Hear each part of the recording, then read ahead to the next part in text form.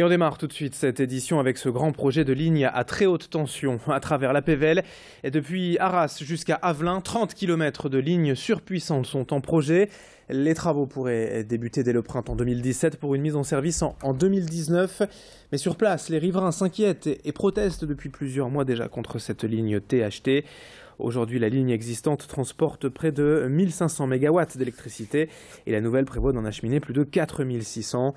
Plusieurs villages et habitations sont directement situés sur le tracé de la future ligne, d'où l'inquiétude des habitants, pour leur santé d'abord, mais aussi pour l'ensemble du paysage. Et jusqu'à présent, l'opérateur RTE refuse d'enfouir cette ligne pour des raisons de coût. Ce samedi à 16h, les associations de riverains appellent donc à un rassemblement à Monceau-Pévèle, aux côtés des élus, pour dire non à cette ligne THT. Explication complémentaire au micro d'Idil Gunaï. La justice vient de reconnaître le handicap grave dû à l'hypersensibilité dû aux champs magnétiques. Donc, vous voyez, les gens qui ne supportent plus, c'est de l'insomnie, c'est voilà, des soucis de cette nature. Je ne parle pas de cancer. Le cancer, c'est davantage les petits-enfants. Voilà. Donc, la leucémie infantile. Et une étude récente de juin 2015, une nouvelle étude de l'université d'Oxford, confirme ce risque accru avec un facteur de 2,6 de risque de leucémie infantile. Voilà ce qui nous inquiète le plus. Allez, dans l'actualité du jour également, on évoque l'union de la gauche en vue des élections régionales plus que jamais remises en question, alors que le parti de gauche et Europe Écologie Les Verts se sont alliés et contre, diront certains, ou en tout cas sans le parti socialiste. Ce week-end est organisé un référendum auprès des sympathisants de gauche.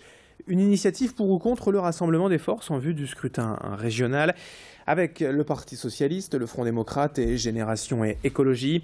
La question est de savoir si les sympathisants veulent ou non d'une liste commune de ces partis pour espérer exister lors des régionales en décembre. Le vote ce week-end est ouvert à tous, pas besoin d'être adhérent au parti. Rendez-vous dans l'un des 2000 points de vote en France ou sur le net, référendum-unité.com. Explication au micro de Céline Huret. Il faut arriver en tête ou dans le groupe de tête pour pouvoir au deuxième tour l'emporter définitivement. Alors nous avons des menaces. Moi, cette menace ne m'impressionne pas. La menace de Madame Le Pen ne m'impressionne pas du tout.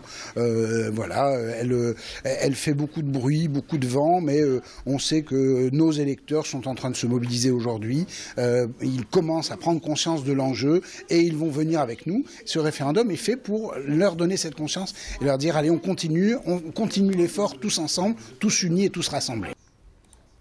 7h18, on enchaîne avec toute autre chose en direct. Ce mardi matin, le lancement du ch'ti étudiant, ces jours-ci à Lille.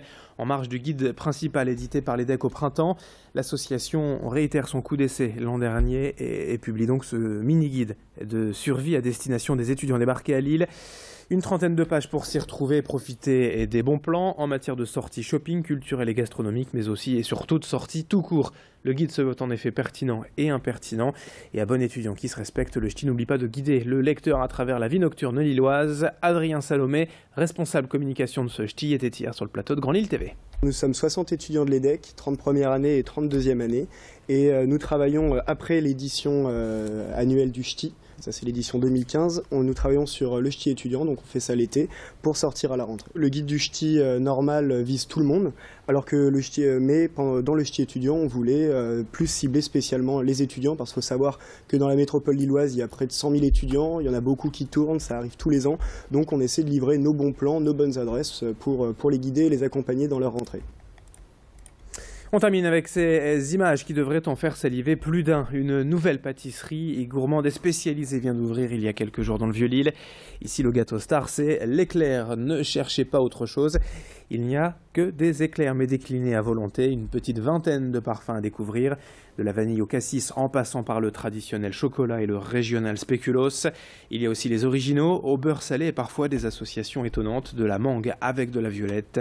Les amateurs semblent apprécier car depuis l'ouverture, le succès est au rendez-vous. Comptez tout de même 4 € pièce, c'est plus cher qu'ailleurs, mais c'est aussi différent.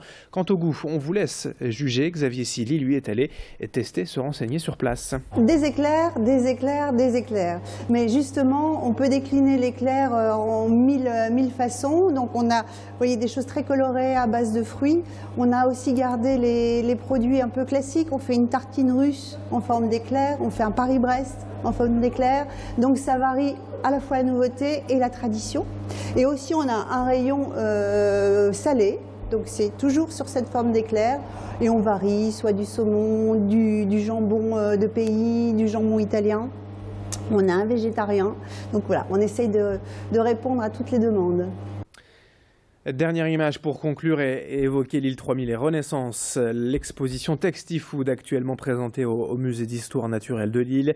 C'est une collection conçue à l'origine pour le pavillon France de l'Expo universelle de Milan 2015. Et on retrouve ici des créations textiles fabriquées avec les fibres du futur, des fibres végétales voire animales. En les travaillant, les stylistes leur ont découvert de nombreuses vertus. Par exemple, le fil d'ortie est souple comme du lin.